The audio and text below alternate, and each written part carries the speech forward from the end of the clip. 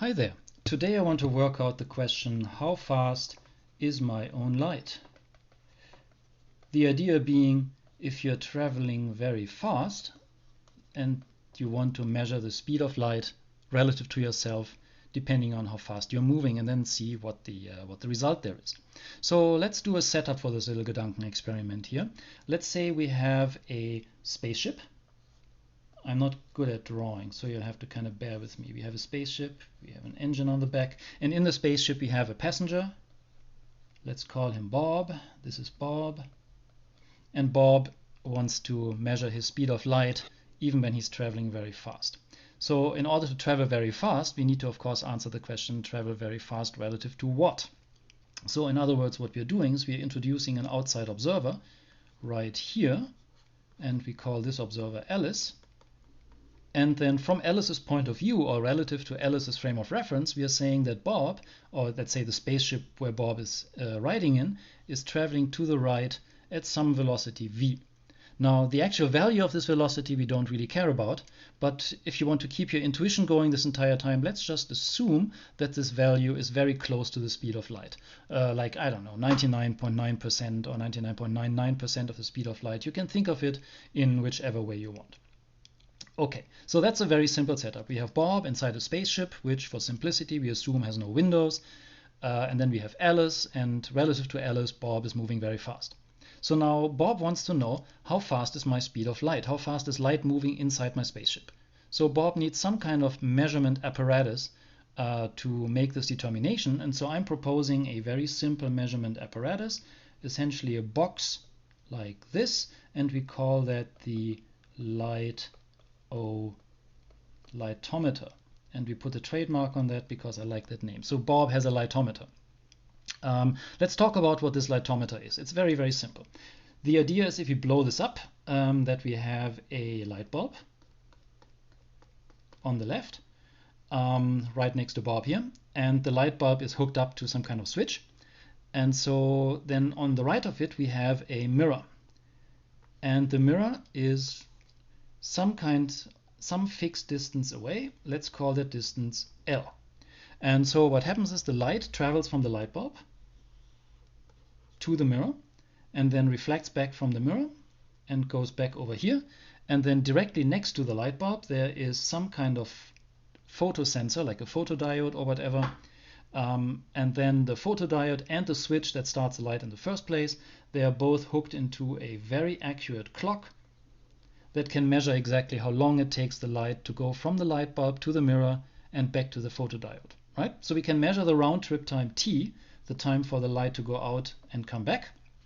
And then based on the very simple equation, the velocity is equal to traveled distance divided by time. We can just plug it in here and say our measurement for the speed of light, and call that c prime, is equal to the distance traveled, which is 2 times L, because the light goes L to the right and then L again to the left. So 2L divided by whatever time t we measure. Okay. So in order to understand now what is going on, and in order to make this actual measurement, we need to do this from Alice's point of view, because Bob is moving relative to Alice. So what does it look like from Alice's point of view when Bob takes a measurement on his lightometer? Let's just assume, for the simplicity, that Bob triggers a measurement on his lightometer the moment that his spaceship passes by Alice. And so the question now is, what does Alice see as this is happening? The first thing we need to talk about is that, as we already established, Bob is moving very fast relative to Alice. And so we know that if someone is moving very fast relative to someone else, then they appear to shrink in the direction of travel. That is length contraction. And this is important here, because when Alice looks at Bob's lightometer and she measures it as he's flying by, she doesn't measure it as having a length of L. I should actually put the length of L right here. But Alice measures it as having some length L prime. And the relationship between L prime and L is just that of length contraction. That means that L prime is equal to L divided by gamma, where gamma is the so-called Lorentz factor, and I'm going to spell it out here, Lorentz factor. And specifically, gamma is equal to, and this is a big one, 1 divided by 1 minus v divided by c squared square root. So the values here are clear. C is the speed of light, V is the relative speed of the moving reference frame, and then gamma is this this fraction here. Now if you look at this a little bit, we will notice that V divided by C is always smaller than 1 because V can never be as large as C, but it's also always bigger than 0. So this is some value between 0 and 1, which means that if we subtract that from 1, we are also getting some value between 0 and 1. And if you take the square root of a value between 0 and 1, we are getting something between 0 and 1, which means that the denominator of this fraction is always smaller than 1, or at most 1, which means that the entire fraction is always larger or equal to 1. This is not really super important. I just want to throw that out there for my own purpose.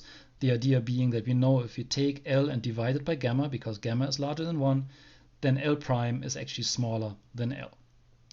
Okay, so let's see what happens now that we have established that this, I'm going to draw it even though I'm terrible at drawing. So Alice actually sees Bob's rocket looking something like this. Here's a very thin Bob, and here's a somewhat shortened lightometer with a length L prime. Okay, should have drawn it earlier. Anyway, so let's split this measurement into two parts. The first part is we want to calculate how long does it take for the light to go from the light bulb to the mirror. And we call that time TO for outgoing, and we call it TO prime because we are measuring it in Alice's frame of reference. So what is the value here? Now let's look what happens. We have the light bulb, and I'm going to draw this again. I'm going to scroll up a little bit, draw the light bulb, and the light coming off the light bulb, and we know that the light coming off the light bulb, from Alice's point of view, moves at a speed of c. And so the light moves towards the mirror, which is somewhere over here, but because the mirror is moving with the spaceship, the mirror is actually moving to the right at speed v, which I mentioned is a very large fraction of the speed of light. You can think of them as being almost the same. So what that means is that it takes way longer for the light to reach the mirror because it has to catch up with the moving mirror, right? So the total time it takes the light to go there, and if you look at the old equation for v is equal to s divided by t, distance over time, then we can rearrange that and we can say that the time is equal to distance over velocity, right? So we know the distance is just L prime, and we know the velocity at which these two are going relative to each other. It is just c minus v because they're moving away from each other. So you can think of it like this. The time it takes to go out, TO prime, is simply L divided by c minus v. Think about it as following. If v is equal to 0, then this is just L over c, no problem. If v is equal to the speed of light, I know it can't be, bear with me. If v is equal to the speed of light, then it will take the light infinitely long to get there because it never catches up. And if v is like 99% the speed of light, it's going to take the light a much longer time. So this little equation here appears to be sound. Makes perfect sense, right? Okay, so that is the outgoing time. So now let's in the same fashion calculate the incoming time. And this is the time where the light reflects from the mirror going this way. And because for Alice's point of view, light moves at the speed of light, c, this light moves to the left with the speed of c. And then it is moving towards, on the left, the photodiode. But remember that the photodiode in this case is moving right at the speed of v. So we have the same consideration here. We need to look at the difference between these two velocities in order to figure out how long it will actually take the light to get there, because these are both running towards each other. But fortunately, that's really simple. We can just say the incoming time prime, meaning in Alice's point of view, oops, I forgot a prime up here, is going to be L prime divided by c plus v. Now, don't worry about the fact that c plus v is a velocity that is larger than c. That doesn't really matter because nobody is moving at that velocity. The light is moving left at c and the photodiode is moving right at v. It's just that the difference in velocities which we need for this calculation is larger than the speed of light. But that is not a problem because nothing is moving faster than the speed of light. Okay? So this also makes sense. The faster the ship is moving, the quicker it's going to be, the shorter time it's going to take the light to hit the photodiode. Makes perfect sense. And if the velocity is 0, then the time is just L prime divided by c, which would be the same time going there. So again, this equation appears to be sound. So now what we need to do is we need to calculate the total time for the light for the round trip. And the reason for that is, if I scroll back up again, is that if you look at the lightometer, there's only one clock. So Bob cannot actually measure the two times. He cannot measure t out and t in independently. He can only measure total round trip time. So we need to calculate round trip time in Alice's point of view, which fortunately is very simple. We just have to say t prime, the total time, is to prime plus ti prime, and we can just do that. To prime is L prime divided by c minus v, and ti prime is L prime divided by c plus v. Okay. Now we want to simplify this a bit. So what we need to do is we need to bring these two fractions to the same denominator. In other words, we have to multiply the left fraction with c plus v in the denominator and the numerator. Oops, I just deleted the plus. And we have to multiply the right one with c minus v. That is just basic algebra. And I'm going to then already bring the two denominators onto the same fraction line. I'm just too lazy to do this. So we are going to do it. We take the left part, which is L prime times c plus v, and then we add the right part, plus L prime times c minus v, and then the common denominator is just the product of the two denominators, c minus v times c plus v, right? Okay, so now we can simplify this a little bit. We can multiply out these two terms using distributive law. And if we do that, we see it becomes quite simple. If we multiply this out, we have L prime times c plus L prime times v plus L prime times c minus L prime times v. So importantly, the L prime times v parts cancel out, and L primes times c stays twice. So the result is 2 times L prime times c divided by c minus v times c plus v. Whoops. Okay, here we go. Okay, so that is the total time. So now this is the experiment from Alice's point of view, right? She measures the time it takes for the light to go from the light bulb to the mirror back to the photoreceptor in her own frame of reference. So now what does this look like from Bob's point of view? And in order to do that, we have to keep in mind that Bob will, of course, also measure the time that it takes the light to go back and forth, but because he is moving very fast relative to Alice, his clock is running slower than Alice's, right? That is time dilation. In other words, the time that Bob measures, which is time t, is actually shorter than time t prime, and it is shorter by the exact same factor, by the Lorentz factor by gamma. So we can say that t is equal to t prime divided by gamma. Okay, so in order to calculate this, we just have to plug in the numbers that we already have. We know what t prime is. T prime is just 2L prime c divided by c minus v times c plus v. And at this point, I'm going to replace and remember that L prime is just L divided by gamma, right? Because we want to express this in terms of the non-primed variables. So let's just do that. We have a big fraction, and then on top we have 2 times L prime, so 2 times L divided by gamma times c. And then we have the rest of the denominator, c minus v times c plus v. And then we must not forget that we have the gamma in the denominator over here. So we need to bring that one in. So we have another gamma, and I'm just going to, well, it's gamma squared. I'm just going to write it out like this, okay?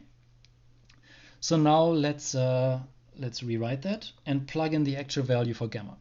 So in the denominator, we still have 2lc, and then down here we have c. I'm going to bring the gammas to the back, c minus v, c plus v, and then gamma, remember, is, now we have gamma squared, right? So we take gamma, which remember is 1 over square root of something, and by squaring it we can just get rid of the square root. So this is equal to 1 over 1 minus v divided by c squared, all right? And then we can shorten these a little bit. Okay, now how can we simplify this? This looks pretty gnarly. And the first thing we are going to do is we are going to look at this term here independently, right? So let's do a little sidestep here.